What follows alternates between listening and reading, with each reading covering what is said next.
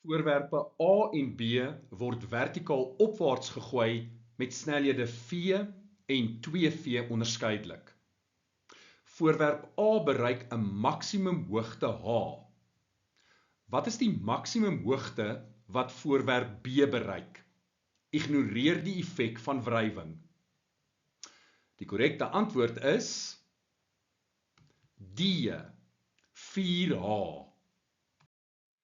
Hierdie voorwerpe word opwaarts gegooi. Ons het te doen met vertikale projektielbeweging.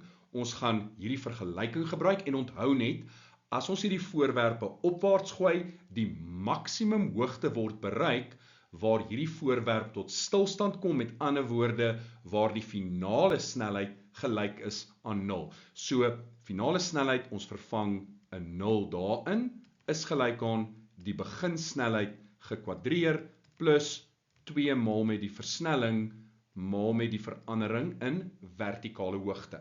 Nou kom ons sê opwaarts is positief.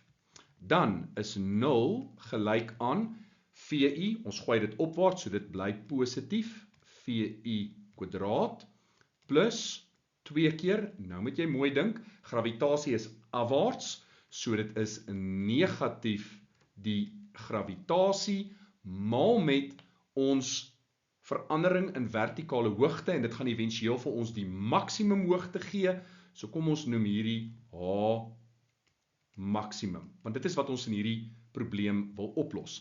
So kom ons herskryf ons vergelyking met H max aan die linkerkant, dan is dit gelyk aan die VI kwadraat sou oorgaan, hy word negatief, maar hy word gedeel deur 'n negatief 2g, so dis positief al die pad, so dis die beginsnelheid gekwadreer gedeel deur 2g.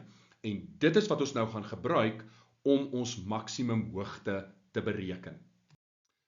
Ons gaan nou hierdie vergelyking gebruik en ons gaan kyk na voorwerp A en voorwerp B. So vir voorwerp A, die maksimum hoogte is reeds vir ons gegee. Dit is h. Wat was die beginsnelheid? Dit was v en ons kwadreer dit, gedeel deur 2g. Nou kyk ons na voorwerp B. Ons is op soek na die maksimum hoogte. Wat is ons beginsnelheid? Dubbel die van voorwerp A, met ander woorde 2v, wat ons nou moet kwadreer, en ons deel dit deur 2g. So dit is gelyk aan 4v kwadraat gedeel deur 2g. Met ander woorde 4 maal v kwadraat op 2g. En kyk na vergelyking 1. V kwadraat op 2g is gelyk aan h. Met ander woorde, ons kan dit daarin vervang 4 maal met h. So as ons die beginsnelheid verdubbel, dan gaan die maksimum hoogte 4 maal die h wees van voorwerp A. Die korrekte antwoord is dus D, 4h.